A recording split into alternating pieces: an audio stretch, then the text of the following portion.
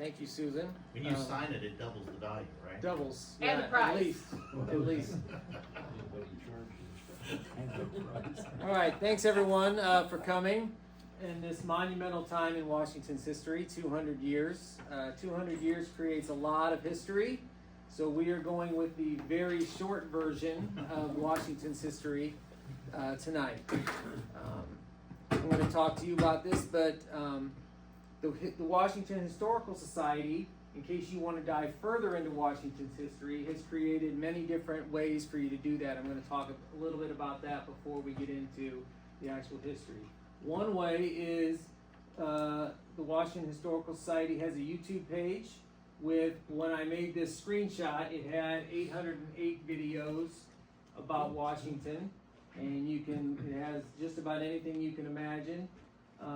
So instead of watching goofy videos of squirrels or people running into walls, you could actually watch videos on Washington's history.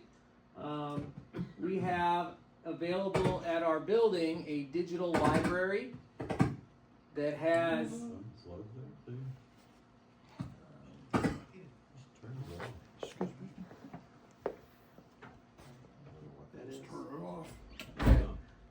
over 100,000, maybe closer to 130,000 clippings, photos, articles, documents. That's where I spend a lot of my time digitizing our entire collection, and that's available on the Chromebooks at our building. If you ever needed to do research on something, we're trying to digitize everything, and you can access that at our building. We have a digital library that's actually available online, whole, I guess, not really books, but small books that we've digitized. You can access them on the digital library, some phone books from Washington. You can get to that on the Washington Historical Society website. And there's also a website called Washington Rewind. In 2016, 9 years before the bicentennial, the late Mary Kerr had an idea for the Historical Society to do something special for the bicentennial, to create some sort of historical documentation of the city. And I took that over in 2018, and Washington Rewind is a website that contains now hundreds of articles on Washington's history. I just clipped some of the titles, but it's got sections to it, and it's kind of a catch-all of Washington's history. It goes into way more detail than I'm going into tonight. And it's just WashingtonRewind.org, and you can get into way more than you'd ever want to know, really, about Washington. But maybe you could find something that you didn't know previous, or something that would interest you. Also, Susan mentioned my book. That came to be when I was basically asked to write a book for the bicentennial, and I did so, and it will be available after. They're $20, and the proceeds of these books here go to the Historical Society. So let's get on with the history of Washington. At the beginning of 1825, there were no white settlers in Washington Township. The only residents of the township were Potawatomi Indians, and really by 1825 there weren't that many of them left either. Most of them had been moved west already, and by my estimation there were probably just a few hundred left in the area by that time. The only census data I found about Potawatomi Indians was in 1825 there were about 3,000 Potawatomi and Chippewa in Illinois and Indiana. So if you kind of do the math there a little bit, that leaves not very many for us. So, you hear all the time that in 1825 there was a lot of Native Americans around here. There really weren't. They were already starting to be moved out west. The topography of Tazewell County at the time, this is a map from 1970, and shows the green is forest and the gray is prairie. And you can see Tazewell County, if you want to expand to the entire Tazewell County, is prairie, and then it looks like to me it's forest around water. If you zoom in to Washington Township, which is just a big rectangle, you can see that it starts over here. It's basically cut in half. This was the 1970 map that was basically guessing as to where the forest stopped. There's an 1864 map that was actually drawn contemporarily, not many centuries or decades later. This is an 1864 map drawn at the time, and you can see that the forest, according to this map, actually comes almost all the way into where the high school is. Okay, the other map had it coming out, kind of by Kroger, kind of stopping out there by Cherry Tree. This one takes it in a little bit further. Not that that's a big deal, but if we want to be a stickler for detail, it does matter a little bit in some drawings I have in a little bit. If you look at a map now, you can see the scars of that forest. And, we've carved a lot of it out now because, progress. But you can kind of see how that forest is all on the left side of the township, and over here there wasn't any. Okay. Going back now in 1824, William Holland had a dispute with the Potawatomi through his occupation as their blacksmith. He was hired by the U.S. government to be a blacksmith for the Native Americans, and they got in an argument of some sort. And as a result, he was let go. I don't know if he quit or if he was fired. He didn't have that job anymore, one way or the other. Okay, that was the end of 1824. And so then in the spring of 1825, Holland became the first white settler in Washington Township, in the area of what is now Candlewood Park. Now, Candlewood Park is between the two cemeteries in Washington. So if you know where Old City Cemetery is, and you know where Glendale Cemetery is, and where Candlewood Bridge is, there's a little park right there. And as far as we know, that's kind of where he settled, right in that little park area.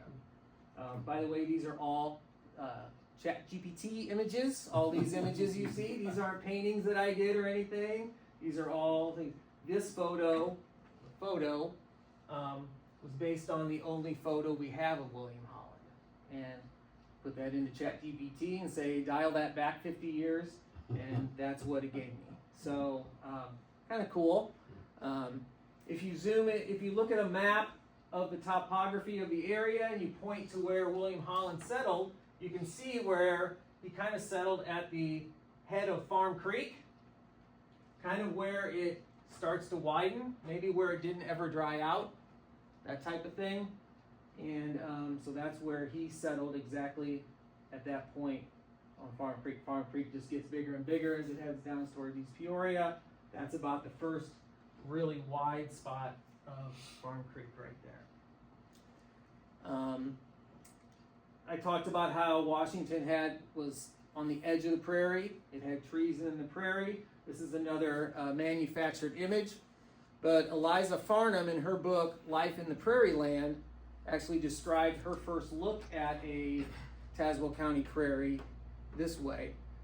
She said, we crossed a little stream at some distance from the town, and our road thence onward for more than a mile wound among beautiful heights, thinly wooded and covered with the clean brown grass. As we continued, the country opened before us and swept away to the eastern horizon, a distance of many miles, a smooth open plain, undotted by a tree or other familiar object. I can never forget the thrill this first unbounded view of a prairie gave me. I afterward saw many more magnificent, many richer in all elements of beauty, many so extensive that this appeared a mere meadow beside them, but no other had the charm of this. I have looked upon it 1,000 times since and wished in my selfishness that it might remain unchanged, that neither buildings, fences, trees, nor living things should change its features while I live, that I might carry this first portrait of it unchanged to my grave. I see it now, its soft outlines swelling against the clear eastern sky, its heaving surface penciled with black and brown lines, its borders fringed with the naked trees. Another description of the area in the time was by a man named Harvey Lee Ross, and he described it this way. He said it was a perfect paradise. They could find about everything that their hearts could desire, and it was about as good a place for the poor white man as it was for the Indian.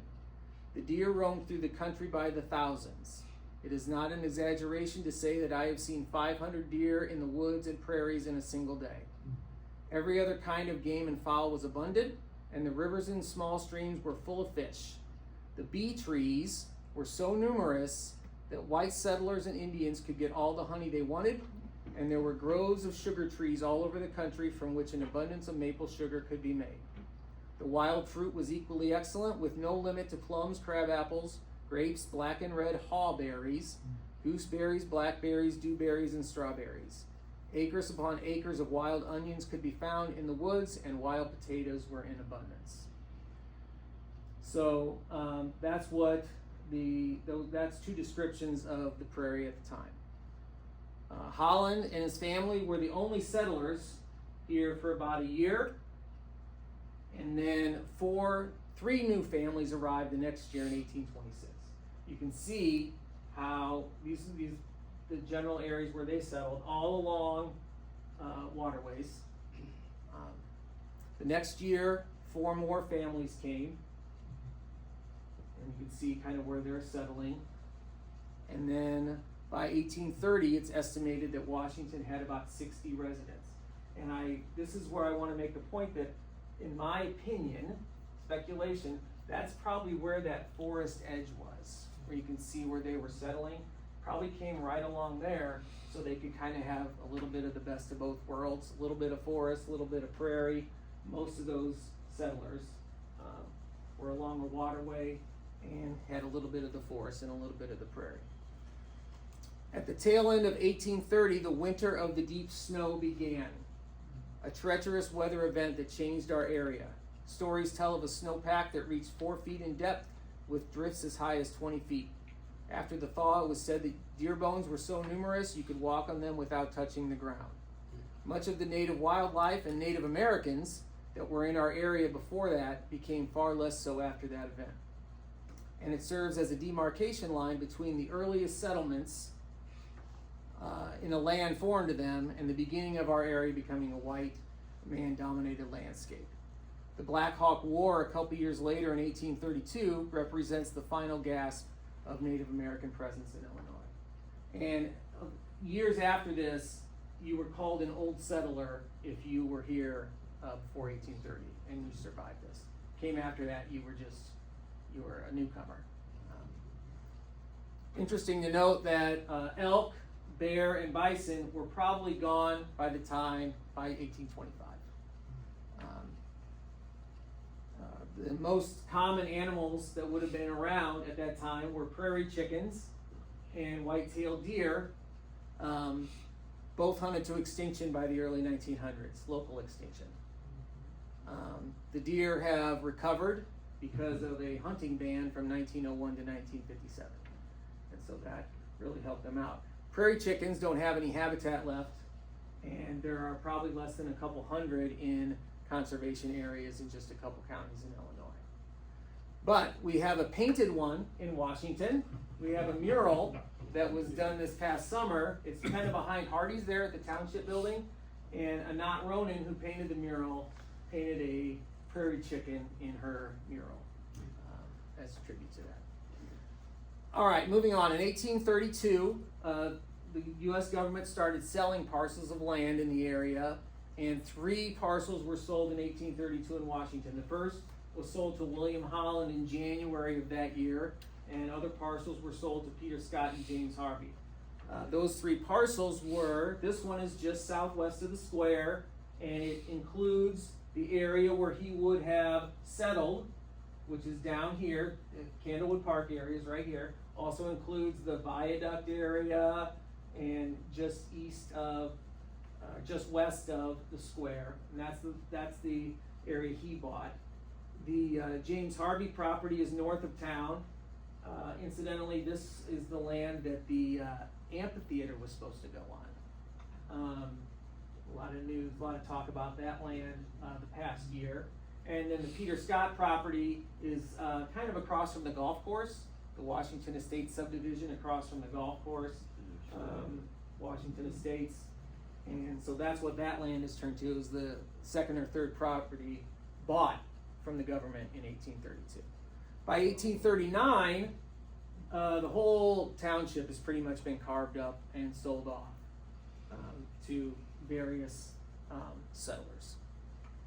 In 1837, this is the first description I have found of Washington from a news source. It's from the Illinois State Journal, which was based out of Springfield, and it says, "The country around is among the best in the state, fertile as need be and beautifully undulating. Holland's Grove furnishes an almost exhaustless supply of timber.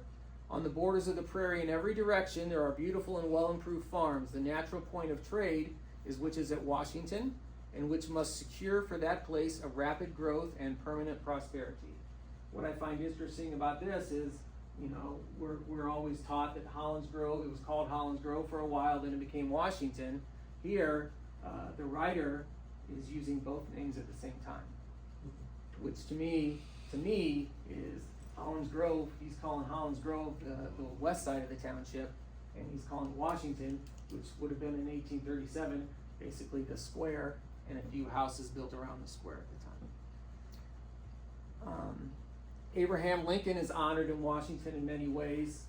We just had a monument dedication on the square for his importance to the town, and there's only 2 documented appearances of him in town. This is one of them. This was in the 1848 Illinois Journal, and it talks about how Honorable Abraham Lincoln will attend these meetings, and here is where it shows that it will be in Washington. This was in 1848. He was campaigning for Zachary Taylor in his bid for the presidency. And then the other visit by Lincoln that's documented was during the Lincoln-Douglas debates. And he arrived in Washington on his way to Metamora. He was speaking in Metamora at the time. And he arrived in Washington by train and arrived at the square. They lined up, almost 300 wagons to parade him to Metamora. Had his speech in Metamora, came back, had a speech on the square for just whoever was around. It wasn't planned. Stayed overnight and then left the next morning. Interestingly, Stephen Douglas did the exact same thing in Washington a few days before and was just as celebrated, but we don't remember that because Stephen Douglas didn't have the political career of Abraham Lincoln. But Stephen Douglas, might have had just as big or even bigger celebration at the time, but we don't, it just kind of falls away to history. Around the same time, the state was going to start what they called a normal school.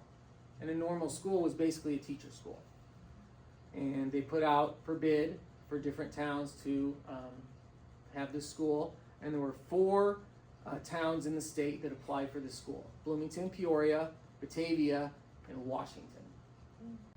Washington had about 1,500 people in the town at the time. And a group of stockholders in town put together a bid of about $600,000 in today's money to win this bid. And the Chicago Tribune remarked, and that's what this is, I don't know if you can read it, it says, "The sum from a place the size of Washington took the committee with an agreeable surprise. It evinced on the part of our enterprising little neighbor an energy and disposition to go ahead, a desire for the real benefit of her citizens, which many more prominent places might profitably take example by." What Washington was offering, this is the block of Main Catherine High in Holland. This is just south of the square, and St. Mark's is over here. They were offering the northern half of this block. That's basically what they were offering for the campus. Bloomington offered a bid of about $4 million in cash and real estate in today's money. They won, and the college became ISU. And North Bloomington changed their name to Normal as a result of that. So Washington really impressed the Chicago people with their guts whatever to try to win the ISU, and what could have been, the first illustration or picture of anything I've ever found of anything in Washington is this 1864 illustration that's in the 1864 Tazewell County Plat Book. And that is the picture of the Danforth residence at the corner of Main and Holland. This building was the hospital in the 40s and 50s. And that's the first, that's the earliest picture or drawing I've seen of anything in Washington. That same book, which I'm sure you have here, the 1864. It's on the wall too. There you go. It has a map of the city. That's all that Washington was at the time. This little square right here is Washington Square. And what I find interesting about this is the city is kind of stopped by the creek. Roads are going this way like crazy, but they kind of stop at the creek. And I think that's probably because people wanted to walk to the square. And if the creek flooded, which it does a lot, at the time, especially if they didn't have bridges, maybe they were cut off. But Farm Creek was really controlling things. At least that's how I see this at the time. So that's an 1864 map of the city. In the late 1800s, new brick buildings started to be built in town. You've got the Danforth Hotel, which was on the northeast corner of the square. Only this part over here exists now, and it's Essex and WRC. This is all knocked down. This was the school that was built on Spruce Street, the original high school on Spruce Street. This building is still there. That's the Historical Society right now. And this was the first bandstand. These were all built in the late 1800s. On the Danforth Hotel, you said knocked down, so it was knocked down, nothing else happened to it? No, that's where your monument is right now. And Breckland's gas station is back here. But I didn't know if they just tore it down. It wasn't like there was a fire or anything else. No, it was basically condemned. The old city building. It was the old city building, and the Amoco bought it to put in a few more pumps for the gas station. Yeah. Also in the late 1800s, the Heil Pony Farm, not a very good picture, but George Heil started his pony farm, and this barn is still there. This house is still there, and that really catapulted Washington into some national prominence because they won hundreds and thousands of grand champions and blue ribbons and all things all over the country. So Washington, Illinois would be in all these papers, and it really put Washington, Illinois, on the map in terms of that, in terms of the horse showing world. His most successful horse was King Larigo. King Larigo, on his own, won over 900 first place ribbons and was the grand champion at the 1915 World's Fair. We just dedicated, it was about a year ago, I think, the sculpture in the park that is a horse and a child feeding an apple to the horse, and that sculpture is based on King Larigo. Because the park with the helicopter and the tennis courts and the racquetball and the pickleball courts and everything, that used to be Heil's pasture. So there's kind of a connection there. So late 1800s, not everything was rosy in Washington. This is a account of Washington from somebody traveling from Chicago to Burlington by rail. And let me read this to you. And it's like a journal. I found it in a newspaper. Then we ran screaming up to Eureka. This is the great educational center of the Christian church, called by the heathen Campbellites. The town contains probably 300 buildings, mostly boarding houses. There are no saloons, nor any other immoral goings-on. Oh, it is a saintly place, and people's eyes grow heavy, and their faces elongate fearfully, and every generation gets more and more so. Good. This town means to try hard for the great New Jerusalem show. They'll get it if they pray on. Now here we are at Washington, with its 5,000 Teutons and 500 lager beer halls.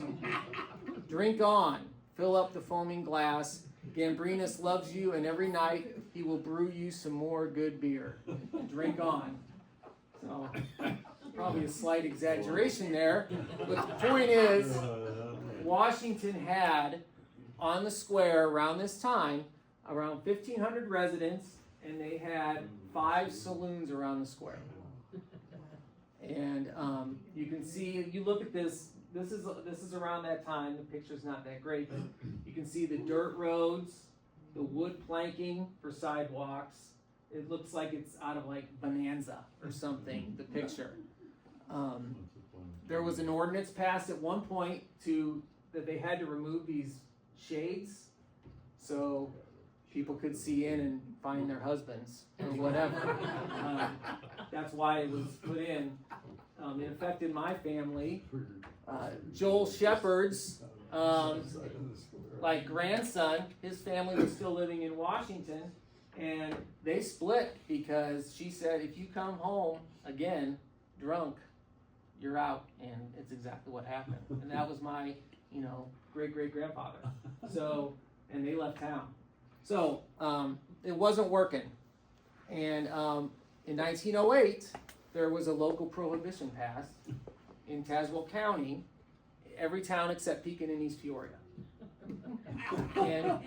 And with that, Washington started to change. They started to promote themselves. They started to promote infrastructure improvements. In the paper, they promoted themselves. You can read these yourselves, but you can see they put these in all kinds of papers, trying to get people to see that they're making a change, and trying to get people to move there, trying to, trying to promote themselves as, like I said, the environments are of the best. There being little of the rough element here. Well, that's not the way it was before the Prohibition. There was a lot of people sleeping it off in the jail. There was a lot of crime. The schools weren't very good. All those things. They started to develop slogans. So in the early 1900s, this slogan was on the side of a building on the square: "Model Little Resident City of Illinois." Okay, that was from like the 30s to the 50s. And then they developed another slogan in the 60s called "City on the Grow." You might remember that. I don't think they've had a slogan since. That wasn't tied to shopping. All right. Question for you. Yeah.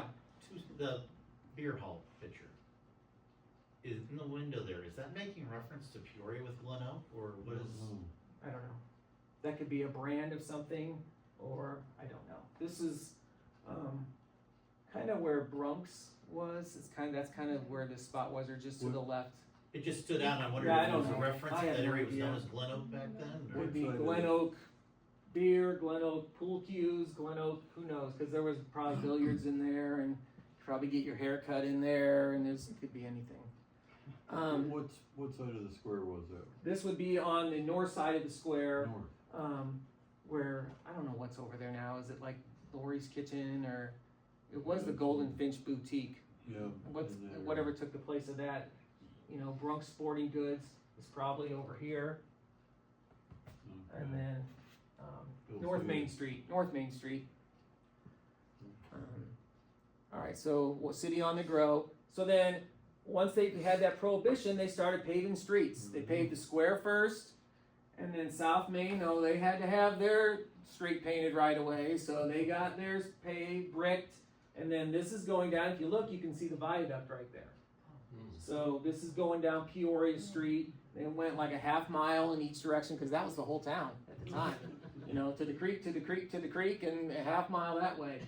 And so that happened. And then the town was so proud that they had changed what they looked like. They started having what they called homecoming celebrations. And they invited everybody that had lived there back to see what they had done. And these things were wildly popular. The lists of people in the paper that had come back, it just goes on and on and on and on. And they had these from about 1910 to 1912. What I like about this picture, I think it was 1912, is you have cars and you have horse and buggies in the same picture. So you're right in that transition there, probably chaos of both of those things happening. The automobile changed Washington. here's an old picture of the viaduct.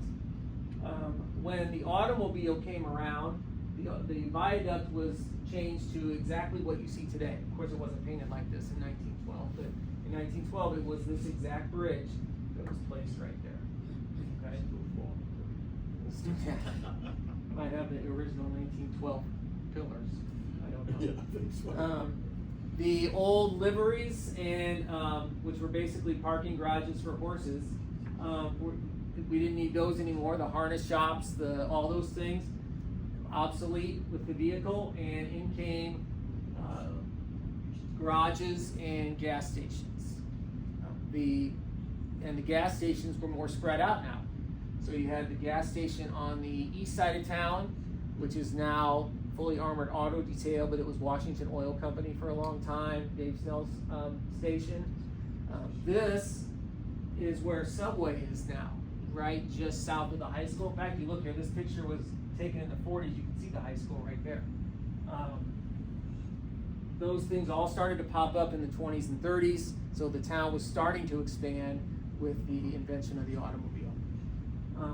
This picture of the square, you can see hitching posts for horses. That was what went around the inside of the square, and then in a few years you see now it's concrete pillars to stop the cars.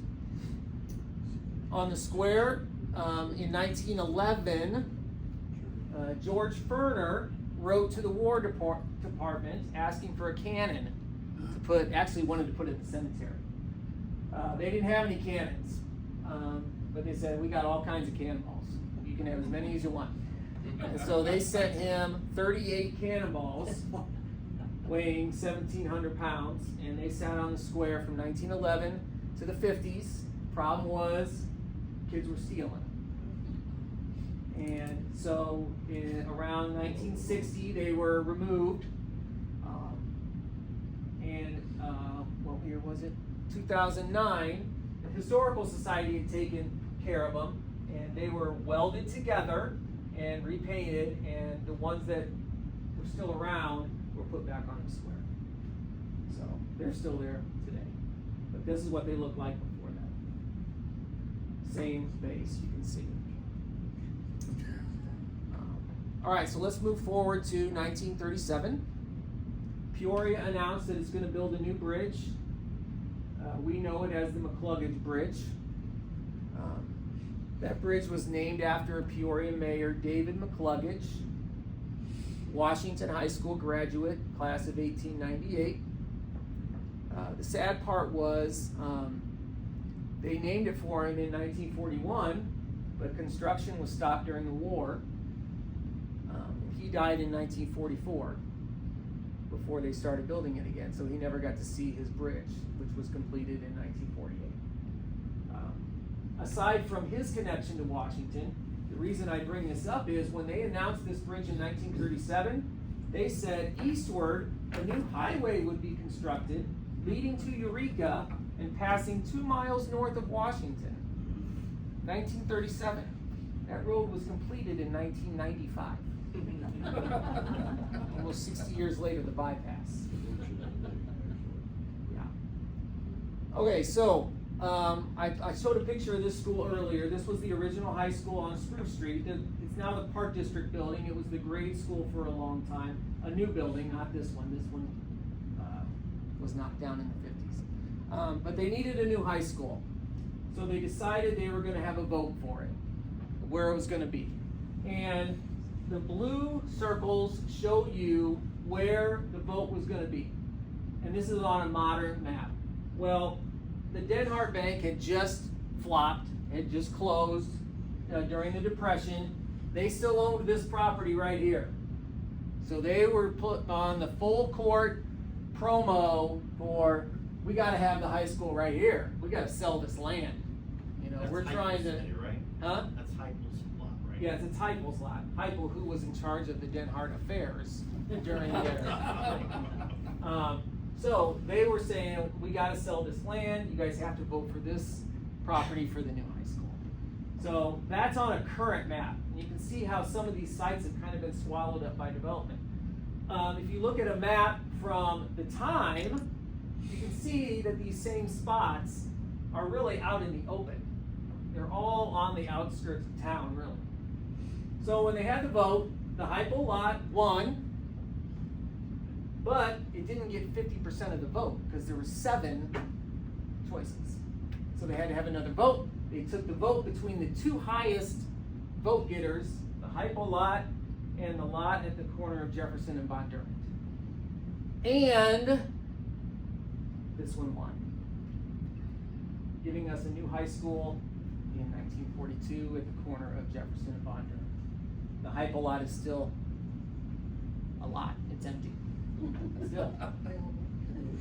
I think, so this is what the high school looked like in 1942. I think the only part of this you can see from the street is this right here.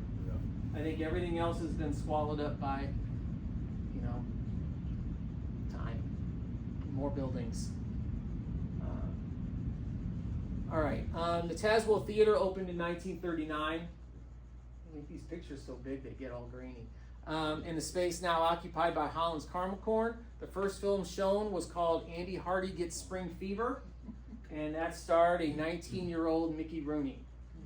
The theater would prove to be a lasting memory for Washington youth for over 30 years, closing in 1969 with the showing of Disney's The Horse in the Gray Flannel Suit. In the 1940s, Leo Clark moved to Washington. Clark is the reason why we have many of the photos from the 40s through the 80s that are in this presentation. And if you go to the Heartland Bank, or if you go to Kroger, or you look at any of the websites I talked about earlier, or my book, many of those photos are ones he took. And we were able to, if you know Dr. Tom Gross, or if you know Butch Martin, they were able to save some of those negatives and photos. The Bradley Library over there saved a lot of those photos, and we now have them at the Historical Society. So all those people were instrumental in making that happen, and now we have those that we can look back on. One Leo Clark photo is this, and that was taken at the 1946 Fall Festival. The Fall Festival was the town's celebration every year on the square. It started in 1946, and it was on the square for 11 years. And the square closed down, and everybody was there, and this is one picture from 1946. Another picture from the Fall Festival, if you've seen the bandstand mural, this is part of the bandstand mural, and that is Doc Hopkins, who was a WLS star at the time, if you ever listened to WLS radio back in the day. And they used to bring in WLS stars to be the celebrities of the thing. I believe one of these are the Burletts. If you know Tom Burlett, one of these kids is Tom Burlett. I got an email from one of their cousins or something wanting this picture because that's Ma Burlett, and that's the two right across the street. The big guy with Doc Hopkins over there, his name was Tiny Hayes, and he was kind of a little local celebrity as well. I believe he was on TV in the 50s as like Cowboy Tiny Hayes or something. And early on, when he was in the army, he was the largest soldier in the army, and got to go on radio and stuff. And he was just kind of a local legend. So post-war, businesses started racing down Peoria Street west. Development was booming. You've got the Souter Brothers, which is now the Blend coffee shop, Sinclair gas station. You've got Essig Motors, Crestview Motel, which is still there. The Kroger building went up, and you've got all these businesses that are going down, expanding the town west, right down Peoria Street. With this business explosion, you're going to have residential explosion too. So you've got Washington Estates out there across from the golf course that I mentioned earlier, Devonshire, the huge subdivision north of town, Westlake, which was the private area there by Cherry Tree, and Washington Knolls, which is on the northeast or the east side of town. This shows the first plat of Devonshire. The only way in or out of there at the time was off Main Street. North Main there, kind of close to the Christian church, and it was just a little loop. That was the first edition of Devonshire Estates. St. Pat's School was built in the 50s. There's what they built first. And if you've been in St. Pat's School, or have you seen St. Pat's School and you think, wow, that's really small, look at how much was built first. You only have one level and 2 window banks. And if you look, that's only this. Right here was all that was built first. Those houses were all knocked down to take it all the way to Jefferson Street. But they must have had the plan to go up since the chimney was built that way? Yeah, I would think so. Just a matter of funds, I think. In 1954 was the Ricky Walker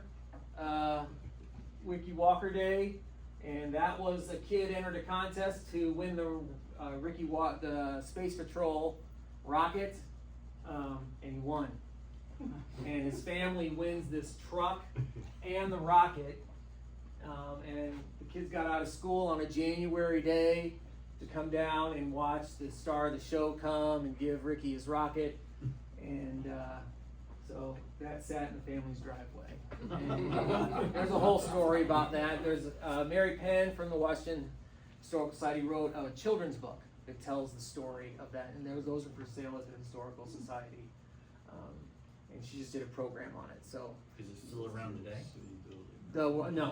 this was I think the last time anybody traced it was 1979, and it got tore up for scrap. By the end of the 50s into 1960, all the trees on the square had disease, so they had to go, and all the bandstands, the last bandstand was torn down, and there was nothing on the square. Absolutely nothing. No reason really for it to be there except sentimentality of the square. So at that time, the IDOT, the version of IDOT at the time, which was the Illinois Highway Division, they wanted to get rid of the square. Like, all this is a traffic nuisance. There's nothing to see on the square. We're going to get rid of it. We're going to run Walnut all the way up, and we're going to put a stoplight right there, and you can have your parking on both sides, and that's what they wanted to do. Well, the Town and Country Garden Club in Washington really fought that with petitions and everything else. They put up a fountain in the middle, version of which is still there, and through their stubbornness, the Illinois Highway Division called off that project. And so, but it was touch and go for a while there, that we almost lost the square.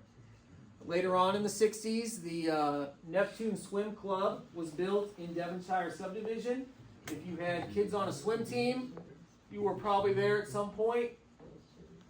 This is a very, very early picture of the Neptune Swim Club in Devonshire Estates. That was bought by the Park District in the early 70s and became Washington Park Pool. The pool is on the same property today, but that building is long gone. In 1967, the Washington Park District was formed, and I told you earlier about the Heil sculpture.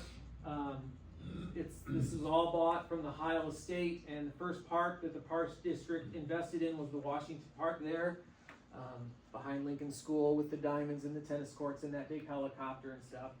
And when they first started, they didn't have any money. They just bought the property, and then they had no money after they bought it. So that's why you have a Rotary shelter and a Grange shelter, and because those organizations built those shelters because the Park District didn't have any money to do it. The JCs, you can see there's kind of a playground back here. The JCs funded the playground. But then we had a Park District. And a few years later, they bought the pool, like I said, and they just kept going and growing. And now we have, 20 parks in town or something like that. We have a lake, all kinds of things.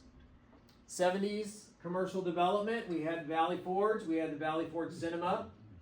We had Sunnyland Plaza, Hillcrest Plaza, small little shopping destination across from the bowling alley there. We also had fast food come to town. We had Hardee's, which was Sandy's, and then it became Hardee's. It was only Sandy's for a few months. Kentucky Fried Chicken, Pizza Hut, and McDonald's. McDonald's opened in 76, and it was the first drive-through in the central Illinois area. 1975, we had our sesquicentennial. There's your painted fire hydrant I was talking about. We had all the types of activities that we had this year for the bicentennial, except for the painted fire hydrant. That's about the only thing I remember from the sesquicentennial was the painted fire hydrant, probably because they were around for 3 or 4 years after, and I could remember those.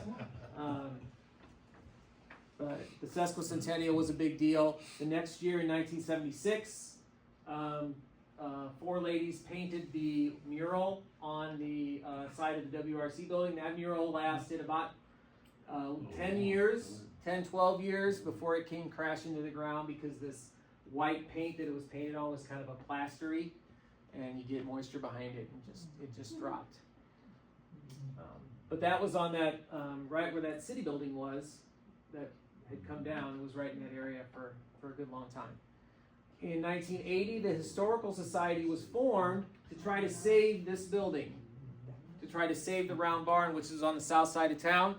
So the Historical Society didn't have any money, and to try to save that building and renovate it, there was impossible. And so they didn't save that building, but the Historical Society continued, and now we're 45 years in, and we're doing great things. You said it was south of town. Where was it at? It's it's where Jennifer lives now. So it's down on Eldridge Street. You guys don't even know Jennifer, but down on Eldridge Street, down there, 600 Eldridge, I think, is the address. Yeah. If you want to go. So anyway, this looked like this until it burned down in the late 80s. So nothing ever became of that. But the one good thing is the Historical Society came from it. 80s also saw the Cherry Tree Shopping Center opened in the early 80s. We also got La Gondola. Everybody likes a little La Gondola. Oak Ridge Park opened on the north end of Cummings. And Good Neighbor Days started in the 80s, which was a return to our town celebration. The first town celebration we had in the 80s was called the Apple Festival. That was in 1984, and that was just a small little thing on the square, but it was back to a little celebration. And then it became Good Neighbor Days in 85. It stayed on the square for several years, and kind of what happens on the square is the square businesses want something to happen, and then after a few years they don't want it to happen anymore. And so after a while it went to the high school. So Good Neighbor Days was at the high school in the early 90s, and then it moved to the area that 5 Points is now on. You can see the nursing home in the background. And then it moved eventually to the area where it is now, across from the golf course on the old John Bierce property, and it was changed to the Cherry Festival. And that's obviously where this picture comes from. In 2014, after the tornado, they reverted back to Good Neighbor Days as a result of everything that happened in the tornado. A couple of other things from the 80s. We had our first team state championship when the football team won the state championship in 1985. We had our first professional sports team player when Mark Dennis played for the Miami Dolphins. First in town. The 90s, we got a Walmart in town. That was a big deal. We got Sunnyland Cinemas. That was a big deal in the 90s. And we also got a bypass. And that was probably the biggest deal. They started building the road probably in 1990. And you can see the different signs. This is open to Cummings Lane. 1992, they opened it to Cummings Lane. This was opening it to Main Street. And then this was the final one with Governor Edgar here, opening it to Eureka. November 7th, 1995. So that was a big deal. And what that did was it moved a lot of stuff north. Because the bypass, when it first opened, you could just drive, no stoplights, no stop signs. It was a true bypass. And then all of a sudden now we got all these businesses up there, we got all these residences up there, and now you're not really bypassing anything.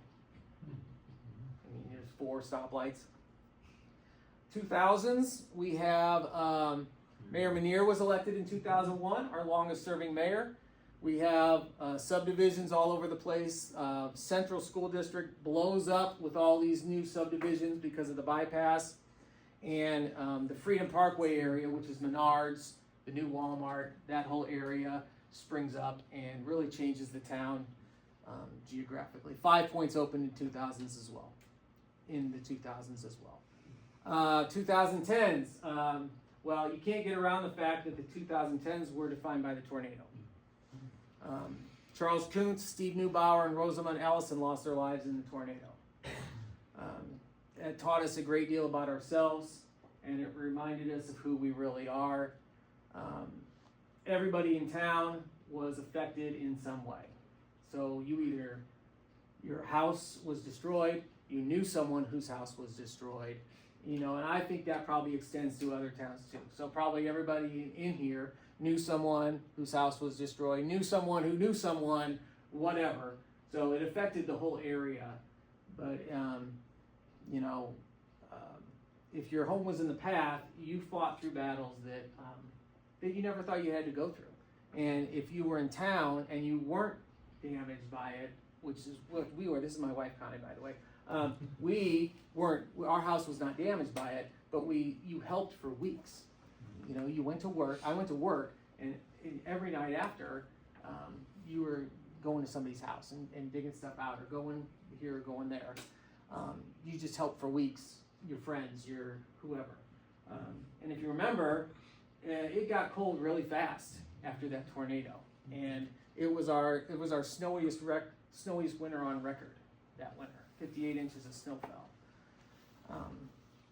Because of all that, a sculpture was put at 5 Points to honor the Washingtonians for their efforts and resilience in the face of the tornado's challenges. That was donated by John and Sharon Amdahl at 5 Points, and that's there to honor the Washingtonians during the time of the tornado. In the 2010s, we also saw Sarah Palin come to town amid some controversy. And when I put that in here, I thought, well, there's been some other famous people. So let's see if we can find some other famous people. Well, Sonny Liston was in town when his car broke down in Sunnyland once. The American Pickers were in town. They stopped up on the square, and I think it made it to the show. And then David Rubinoff performed. He's a famous violinist in 1960. So moving to today, the Historical Society has been instrumental in all these different murals. They were instrumental in bringing this ginormous statue that's still there and is kind of there indefinitely as far as I know. And this is that statue I was talking about that's at the park. This is based on the dimensions of King Larigo. There's that school, Lincoln School in the background. So these are things that we've all done, the Historical Society, to help bring Washington's past into the minds of the people today, to keep Washington's past alive. Looking towards the future, we've had 2 new roads open in the past, year? We've had the Freedom Parkway extension and the Knopfsinger Road realignment, and those offer some different opportunities for Washington to develop. We've elected our first female mayor in town history. If you've driven through Washington in the past month, this is a new development going up across from Cherry Tree. I wonder what that was.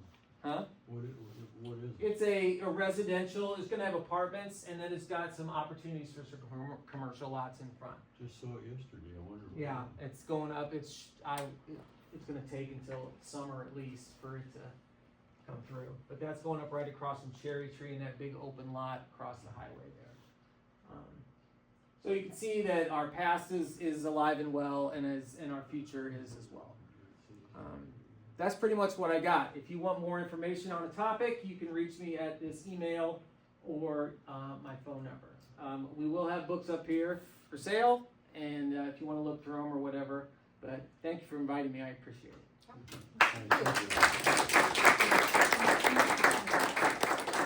If you have any questions, I'll answer them if I can. Anyone have questions for John? Of course, Rich does. In, about 1880, my wife's great-great-grandfather moved from Deer Creek to Washington to a place he referred to as out on the hill. Do you have any idea what that would be? I would guess, if I had to guess out on the hill, my first guess would be going up after the viaduct. The hill going up, like if you're going up to like O'Day's Cleaners up there, I would call that out west in 1880, and that's probably the hill, I would guess. You didn't mention the pool hall in the basement next to Herb's. That's Bronx, yeah, yeah, no, there's a lot of things I could mention. No, I didn't mention the pool hall. Yeah, you can tell secrets, we'll keep it right Yeah, here. there's all kinds of things that we can talk about, but all the different bowling alleys and the pool halls and the different things. Now, I didn't catch you said the dates, but I didn't put them together. Did the theater on the square and the theater at Russell's, did they overlap at No. all, or no? It was 69 was when the theater on the square closed, and then 73 was when the Valley Forge opened. Now the Valley Forge and the Sunnyland did overlap for a Yes, few I knew that, years. yeah. Well, you were around for that, but no, there was a few years where there wasn't a theater. What year was the accident on the old movie theater there on the square where the Marshall kid was? Okay, well, there's two different Marshall accidents. The Marshall Yeah. kid was probably, I'm gonna say, that's probably late 50s, 50s. Yeah, actually, I'm gonna say, yeah, early 50s maybe. And the only reason I say that I kinda know is because Leo Clark took photos of that accident scene, and he moved to town in 1945. And so, I can date things by Leo. If we have Leo Clark photos, it's somewhere between 45 and 85. Yeah, so. What was the second one? Oh, that was the. There was Jaguar. there were two Marshall tragic accidents, Yeah. and there was one that involved Eddie. Yeah, was the boy. The Jaguar out. Yes, the east of Jaguar, town. yeah. And then the other one, I don't know if the other one was somebody died or if it was just a bad No, he's accident. badly hurt. Yeah. I don't think he ever walked again. Yeah. But did you know about the Jaguar deal? The Jaguars, they just bought it, or they Yeah. and they were taken for a ride. Took him And for they- a ride. I can remember him, the wrecker dragging the remains of that Jaguar down Jefferson Street past my house when I lived there. And somebody was passing a tractor Yeah. or something and went right and hit him head on, or they hit the other car head on. I don't remember exactly the details. They were really flying. Out on Eureka Blacktop. The only memory I have of the theater at Russell's, the old Valley Forge, was one, Home Alone was there for like 2 years. It never went away. Yeah. And the other one was going with my grandmother to see Driving Miss Daisy there. Yeah. Those are the only two I can think of that we didn't go to that theater very often, but Cheap tickets, though. Cheap tickets. Cheap tickets and second run movies, and you stood in line for quite a while. Oh, wow. it seemed like Home Alone never left there. It was like there Yeah. for a huge long Well, there was several. Dirty Dancing was there for quite a while, and Footloose was there for quite a while, and yeah, those movies were there for quite a while. Well, if no one has any other questions, we Thank you. thank John for coming down to tell us about Washington. It's been great for a few minutes. If you want to buy a book from John, they're $20. Or, like I said, we have some candy for sale, or, I'm sorry, nuts for sale. If you want to, and we do have some samples here. If somebody wants to sample something first. We'll be placing the order at the end of the month.